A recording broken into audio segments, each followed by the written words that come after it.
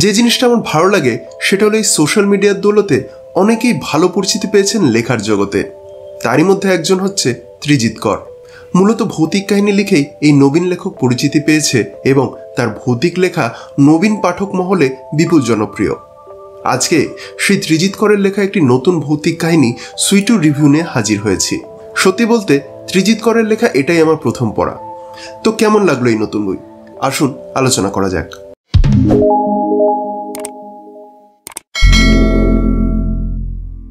প্রথমেই আগে সুইটুর কাহিনী একটু নন স্পয়লার ভাবে জানিয়ে দিই।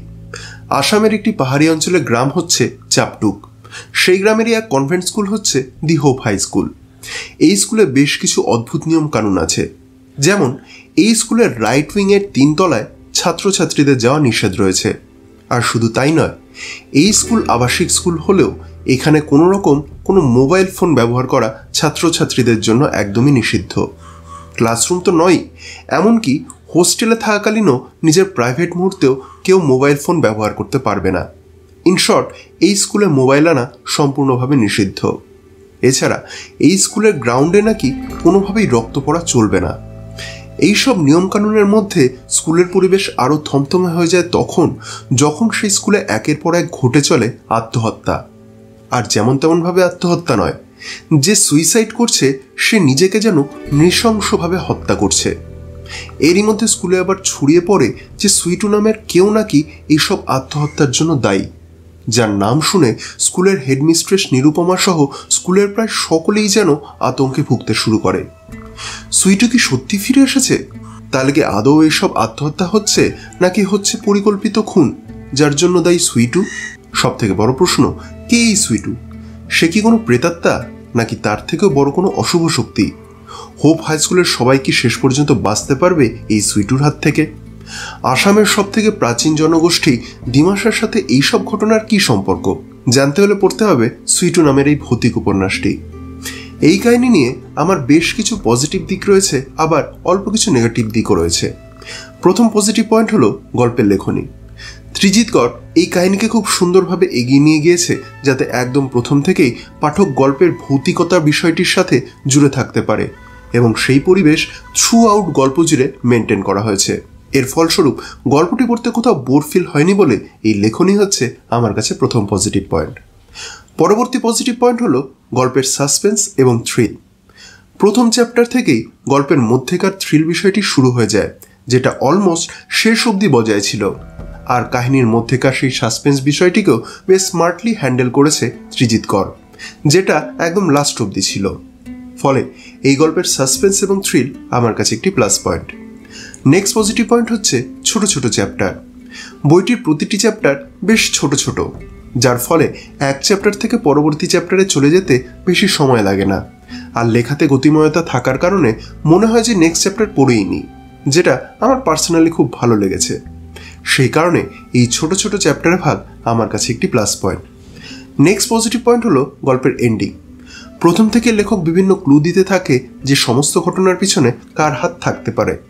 কখনো মনে হয় এ হতে পারে, কখনো মনে হয় ও হতে পারে, কিন্তু শেষে এসে যখন গল্পের আসল টুইস্ট আসে তখন পাঠকরা অবাক না হয়ে পারে না। কারণ শেষে এসে যেই মনে হবে যে এটাই আমি ভেবেছিলাম, তখনই এমন একটা টুইস্ট চলে আসবে যে মাথাটা খারাপ হয়ে যাবে। গল্পের এরকম আনএক্সপেক্টেড টুইস্ট অ্যান্ড টার্ন ভরা এন্ডিং আমার কাছে একটি পজিটিভ পয়েন্ট। পরবর্তী পজিটিভ পয়েন্ট হলো বইটির সাইজ। স্মার্টফোনের থেকে সামান্য বড় এবং ট্যাবের থেকে সামান্য ছোট বইটি হাতে নিয়ে পড়তে খুব সুন্দর লেগেছে আমার, এবং খুব কমফোর্টেবলি আমি বইটি পড়তে পেরেছি। আর এই ধরনের সাইজ হওয়ার কারণে বইটি খুব সহজেই নিজের সাথে বিভিন্ন জায়গায় নিয়ে যাওয়া যায়। আর ভারীও খুব বেশি নয়, তাই ক্যারি করা খুব ইজি হয়। তাই এই সাইজ আমার কাছে একটি পজিটিভ পয়েন্ট। এবারে নেগেটিভ পয়েন্টে যাওয়ার আগে বইটির প্রোডাকশন কোয়ালিটির ব্যাপারে একটু বলে নিই। বইটি প্রকাশিত হয়েছে বিভা পাবলিকেশন থেকে। বইটিতে মোট 192টি পেজ রয়েছে। বইটির মুদ্রিত মূল্য রয়েছে 222 টাকা। বইটি হার্ড বাইন্ডিংয়ে প্রকাশিত হয়েছে। হার্ড কভারের কোয়ালিটি আমার বেশ ভালোই লেগেছে। বইটির ওপর একটি ডাস্ট জ্যাকেট রয়েছে, যেটা খোলা যায়। ডাস্ট জ্যাকেটের নিচে যে হার্ড কভার রয়েছে তাতেও ডাস্ট জ্যাকেটের প্রচ্ছদটি দেওয়া হয়েছে। সেই দিক থেকে পাবলিকেশন হাউস কোনো কার্পণ্য করেনি। এছাড়া পেজ কোয়ালিটি আমার মোটামুটি লেগেছে এবং প্রিন্টিং কোয়ালিটি আমার খুবই খারাপ লেগেছে। বিভার মতন পাবলিকেশনের থেকে এর থেকে বেটার কোয়ালিটি আমি এক্সপেক্ট করেছিলাম। এবার জানি না এটা হতে পারে যে আমার এই বইটির হয়তো প্রিন্টিংয়ে সমস্যা রয়েছে। যারা এই বইটি কিনেছেন তাদের প্রিন্টিং কোয়ালিটি কেমন লেগেছে কাইন্ডলি কমেন্ট করে জানাবেন। বইটির প্রুফ রিডিং আমার বেশ ভালো লেগেছে। দুই একটি জায়গায় অল্প কিছু মুদ্রণ প্রমাদ নজরে এসেছে, কিন্তু সেটা কাহিনী পড়ার পথে কখনোই অন্তরায় হয়ে দাঁড়ায়নি। ফন্ট সাইজ খুব বড়ও লাগেনি, আবার ছোটও লাগেনি। যে ধরনের ফন্ট সাইজ ইউজ করা হয়েছে তা পড়তে আমার কোনো রকম কোনো সমস্যা হয়নি। এবার নেক্সট যেটা বলার সেটা হলো প্রচ্ছদ এবং অলঙ্করণ নিয়ে। বইটি প্রচ্ছদ করেছে অভিব্রত সরকার। ওনার করা এই প্রচ্ছদটি আমার বেশ ভালোই লেগেছে। যে কোনো ভৌতিক সাহিত্যপ্রেমী পাঠককে এই প্রচ্ছদ আকর্ষণ করবে বলেই আমার মনে হয়েছে। এবারে আসে অলঙ্করণের বিষয়। বইটির মধ্যে বেশ কিছু অলঙ্করণ রয়েছে এবং এই অলঙ্করণগুলি করেছে রনি বসু। ওনার করা অলঙ্করণগুলি আমার খুব একটা আহামরি লাগেনি, তবে বইয়ের পারপাসকে খুব সুন্দরভাবে সার্ভ করেছে, তাই এই ব্যাপারটিকেও আমি পজিটিভ দিক হিসেবেই ধরছি। এবারে আসি নেগেটিভ পয়েন্টের দিকে। বইটির প্রথম যেটা নেগেটিভ পয়েন্ট বলে আমার মনে হয়েছে সেটা হলো এর চেনা ছক। যে কোনো রকম টিনেজ ভৌতিক কাহিনী যেটা আমরা বহু সিনেমা বা গল্পে দেখে এসেছি, ঠিক সেই চেনা ছকেই এই কাহিনী এগিয়েছে, যার ফলে গল্পটি অল্প হলেও হালকা প্রেডিক্টেবল লেগেছে আমার, শেষের ক্লাইম্যাক্সের কিছু টুইস্ট ছাড়া। যদিও এই ব্যাপারে লেখক ভূমিকাতেই ব্যাপারটি স্বীকার করে নিয়েছেন যে এই ভৌতিক জনরার এটাই তার আপাতত শেষ বই, কারণ তার আপাতত অন্য জনরা নিয়ে লেখালেখি করার ইচ্ছা রয়েছে। ফলে হয়তো সেই কারণেই এই বিষয়টি ঘটেছে এই লেখা নিয়ে। কিন্তু পড়তে ভালো লাগে, তাই একবার পড়তে কোনো রকম কোনো অসুবিধা হবে না। নেক্সট নেগেটিভ পয়েন্ট হলো গল্পের মধ্যে ডেপথের অভাব। শুরুর দিকে কাহিনী বেশ ডিটেলসে বর্ণিত হলেও কাহিনী যত এগোতে থাকে এবং ঘটনার ঘনঘটা যত বাড়তে থাকে, ততই যেন চ্যাপ্টারগুলি খুব তাড়াতাড়ি পয়েন্ট বলে ছেড়ে দেওয়া হয়। যেন মনে হয় যে জাস্ট পয়েন্টগুলি পাঠকদের জানা দরকার, নাহলে শেষে এসে জাস্টিফিকেশন হবে না, তাই বলে দেওয়া হয়েছে। ফলে এই ডেপথের অভাব আমার কাছে একটি নেগেটিভ পয়েন্ট। পরবর্তী নেগেটিভ পয়েন্ট হলো ক্যারেক্টার বিল্ডিং। মেইন ভিলেনের মোটিভেশনকে একদমই সময় দেওয়া হয়নি এখানে। সে যেন দুম করে ভিলেন হয়ে গেছে। তার কারণ ভিলেনের অতীতের স্টোরিটা খুব ইন্টারেস্টিং ওয়েতে শুরু হলেও সেই জায়গাকে একদমই সময় নিয়ে বিল্ড করা হয়নি, যার ফলে সেই মোটিভেশনটা স্পষ্ট হয় না। এছাড়া মেইন যে তিনজন ক্যারেক্টার রয়েছে, অর্থাৎ রিহন, কাজরি এবং জুনেলা, তাদের ক্যারেক্টারগুলোকে আর একটু সময় দিয়ে বিল্ড করা উচিত ছিল।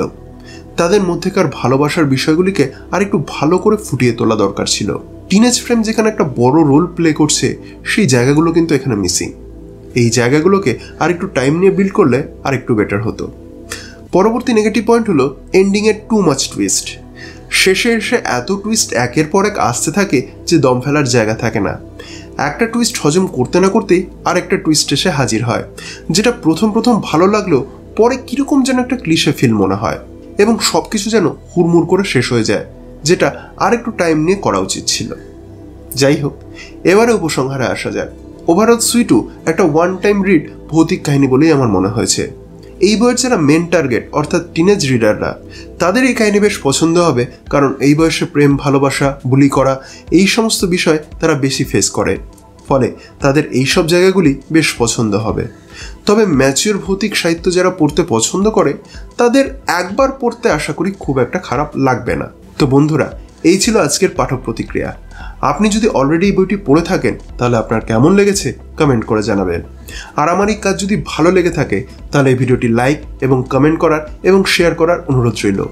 আর হ্যাঁ, আমার চ্যানেলে যদি নতুন এসে থাকেন আর আমার কাজ যদি যোগ্য বলে মনে হয়, তাহলে আমার চ্যানেল বিএম বুক রিভিউ সাবস্ক্রাইব করে আমায় সাপোর্ট করার অনুরোধ রইল। দেখা হবে পরবর্তী ভিডিওতে। সকলে ভালো থাকবেন, সুস্থ থাকবেন।